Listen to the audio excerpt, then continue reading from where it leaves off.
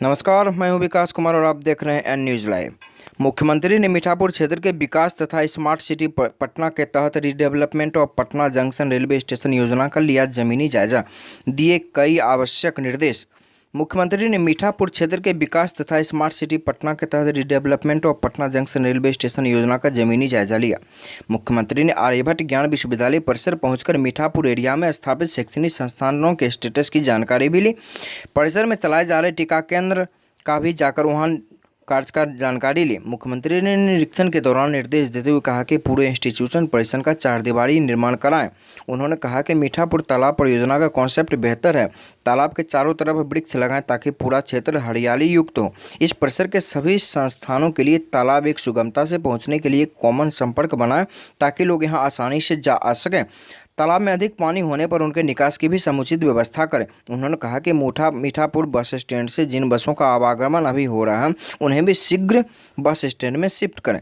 भ्रमण के दौरान उप मुख्यमंत्री तारकिशोर प्रसाद, मुख्यमंत्री के परामर्शी श्री अंजनी कुमार सिंह, प्रधान सचिव दीपक कुमार, मुख्य सचिव त्रिपुरारी शरण, विकास आयुक्त अमित सुहावनी, पथ निर्माण विभाग के अपर मुख्य सचिव श्री अमृत लाल मीणा, मुख्यमंत्री के विशेष कार्य पदाधिकारी श्री गोपाल सिंह, जिलाधिकारी चंद्रशेखर सिंह, वरीय पुलिस अधीक्षक श्री उपेंद्र शर्मा सहित अन्य अधिकारी मौजूद थे।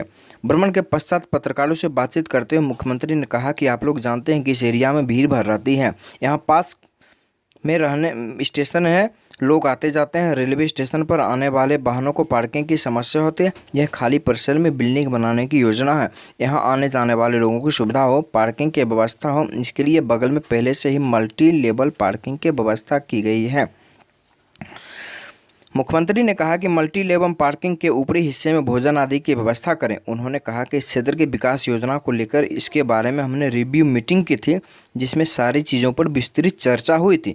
मुख्यमंत्री ने कहा कि कल हमने दानापुर सहित कुछ क्षेत्रों का ये बहुत दिन से हम लोग इसके बारे में आप देखे होंगे कि इस एरिया में कैसे जो भीड़ भाड़ रहता है और रेलवे स्टेशन, तो इसके लिए लोग आते जाते हैं, तो उनके वाहनों के लिए और कई प्रकार की समस्याएं होती और ये पूरा का पूरा इलाका खाली था। यहाँ पर अच्छा बिल्डिंग बनाना है और ठीक ढंग से, ताकि लोग आने जाने वाले उनको भी सुविधा हो, उनके गाड़ी की पार्किंग की भी व्यवस्था हो जाए।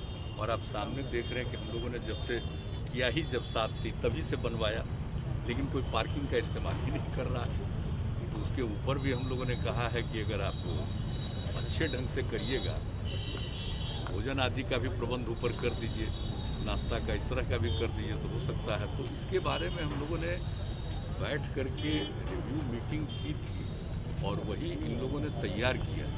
तो ये बात हो गई थी कि साइट पर फिर चल के देख लेंगे, तो अब ठीक बनाया इन लोगों ने। पहले आए थे उस समय भी कहा था कि इसको ऊपर से भी जोड़ने का और नीचे से सीधे रेलवे स्टेशन तक को जोड़ने का, तो वो सब बात हुई थी। तो देख लिया, अब ठीक बनाया है।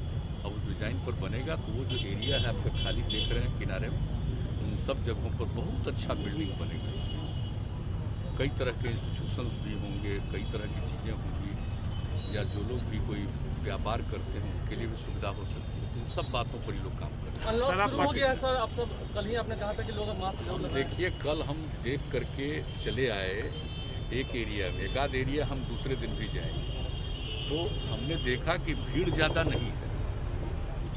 हम सीधे जा रहे थे और वो दानापुर साइड में वही सब देख करके हम आए, लेकिन हमको थोड़ा कुछ लोग लगते थे कि मास्क नहीं पहने रहते थे।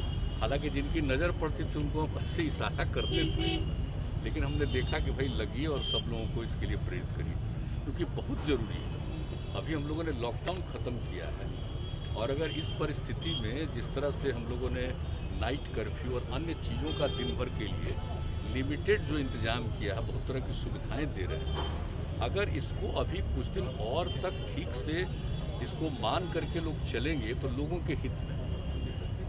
तो इसी के लिए हमको एक दिन देखना था कि 9 तारीख से शुरू हुआ, कल देख लिए, एक आध दिन और हम देखेंगे, क्योंकि 1 सप्ताह के लिए किया है।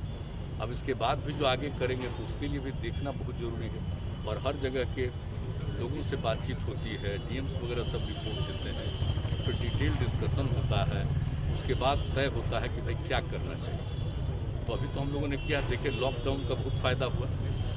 अब हमको पूरा भरोसा है कि लॉकडाउन को तो समाप्त किया है, लेकिन कई तरह की व्यवस्था कर रहे हैं लोगों के लिए और कई तरह के लिमिटेशन भी किए गए हैं। इसको देखते हुए अभी बहुत ज़रूरी है, अभी आगे के कुछ समय के लिए इन सब चीज़ों का ध्यान रखना जरूरी, इसलिए देख लिया।